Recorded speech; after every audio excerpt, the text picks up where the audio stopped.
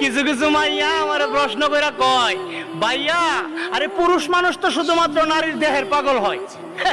হাস্যকর একটা বিষয়। আরে বুকা মাইয়া, সব পুরুষ যদি নারীর দেহের পাগল হইতো তাহলে মাত্র 500 টাকার বিনিময়ে পতিতালয়ে যাইয়া নারীর দেহটারই কিন্তু বছরের পর বছর একটা নারীর জন্য অপেক্ষা করতো না, এমন কি ভালোবাসার মানুষটা হারানোর বেদনা সহ্য করতে না পারা 1000 টাকা খরচ কইরা নেশাপানি কইরা নিজের ভিতরে থাকা কলিজা পুরাইতো না। আরে পুরুষ মানুষ যদি নারীর দেহের পাগলই হইতো তাহলে বেদের মেয়ের কি আর বিয়ে হইতো?